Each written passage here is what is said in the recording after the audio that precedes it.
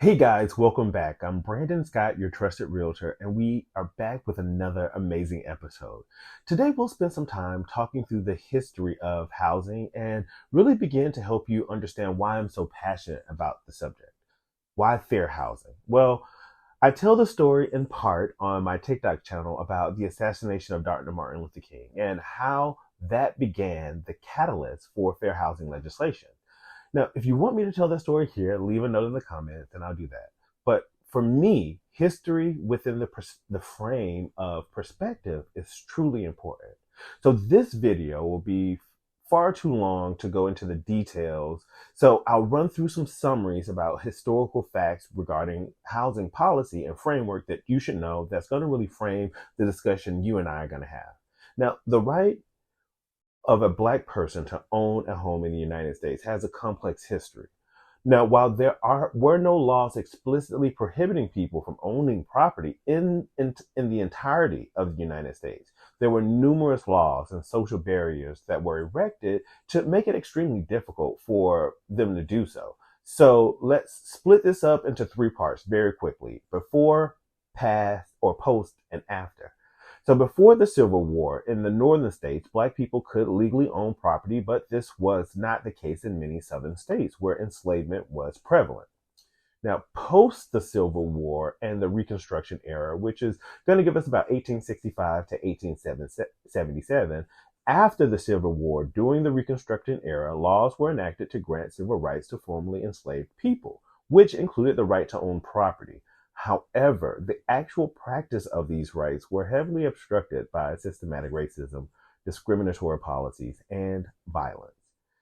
Now, after the 20th centuries, throughout the 20th century, Black Americans have faced systematic barriers to home ownership, most notably through a practice known as redlining, which began in the 1930s.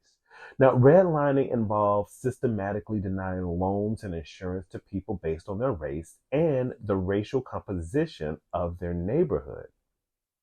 Effectively, this prevented Black people from buying homes in certain areas.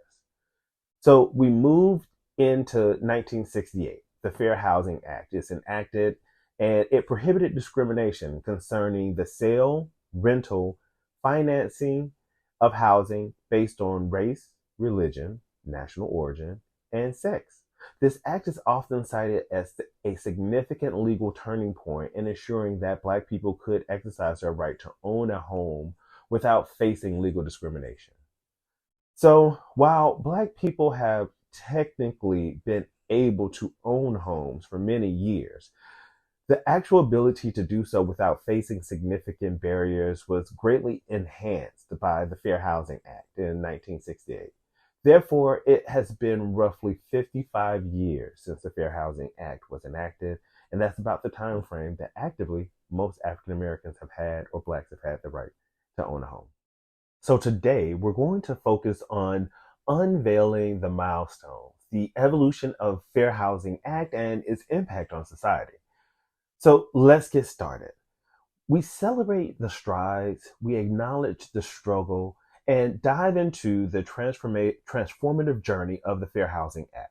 From its inception to the numerous amendments, the Act has been a beacon of hope, ensuring equal housing opportunity for all.